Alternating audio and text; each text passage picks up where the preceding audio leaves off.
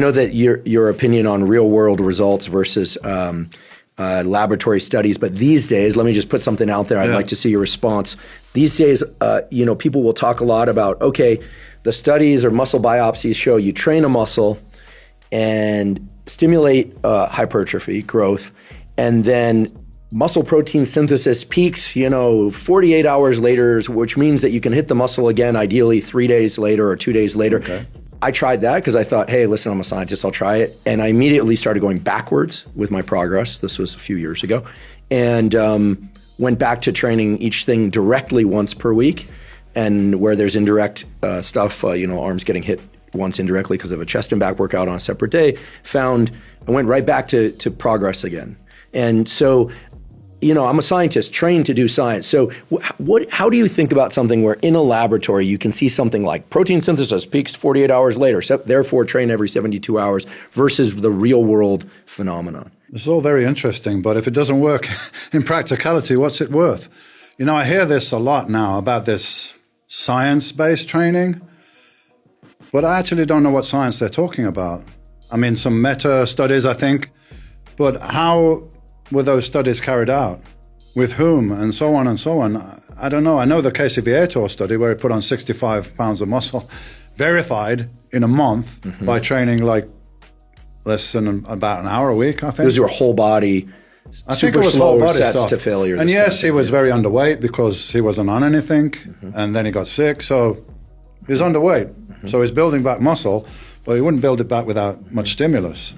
So 65 pound of muscle, although it was muscle memory, let's say, had been that big before, but he put it on in a month, and you compare that with Arnold that dieted down to 210, I think, to do this film, Stay Hungry.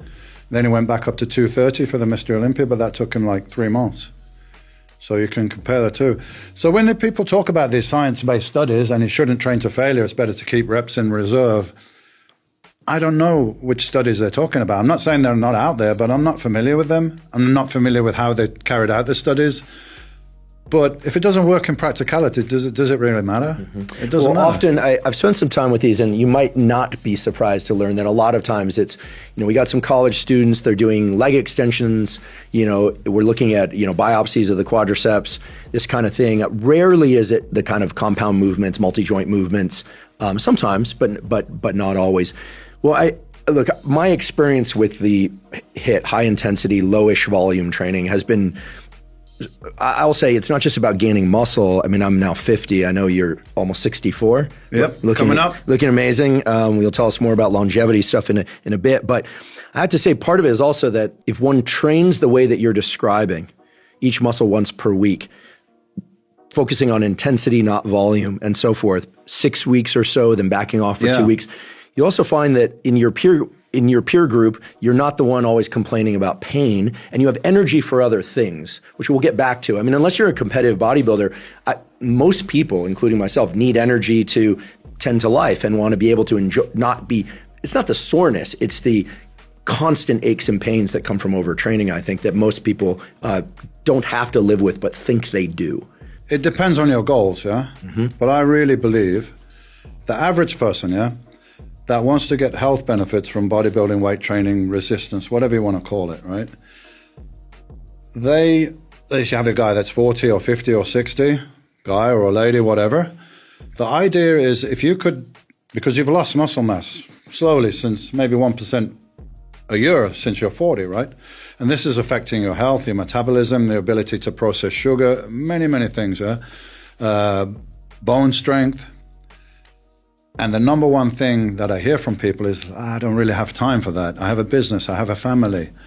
I said, if you could give me 45 minutes twice a week, that's all you need to do. Okay, you need to eat properly and everything like that. But that's all you need to do for the average person. If you took 8 to 10 exercises that covered your whole body and you did it twice a week, that would be enough for the average person. 1 for chest, 1 or 2 for back, 1 or 2 for legs. Hey, if you want to do some bicep curls and some triceps, you can do it, but you're doing pressing anyway. So for the average person, that would actually be enough. And it's not theory because I've done it with people. Like I'm saying, this gentleman that came along, we put 45 minutes in nearly an hour, 3 times a week, because I had him doing cardio as well. Well, guess how long the cardio was? 6 minutes. 6 minutes. You have him pedal hard. We're doing sprints, like on an air bike. It's my favorite because it engages every muscle. Push, pull, legs. If you do a 20-second all out, and you can see how you got on the side of the thing, you can see how much watts you're generating. So now you have a target to hit or exceed every time. So do a minute and a half warm up, whatever. Feel warm, all out, balls out like the devil's chasing you for 20 seconds. First one's tough, but it's okay. Go down slowly for a minute. Do the second one all out. The second one's really tough, yeah? The third one is, I've never met anybody that wants to do one after the third one, yeah? Because literally you can't breathe.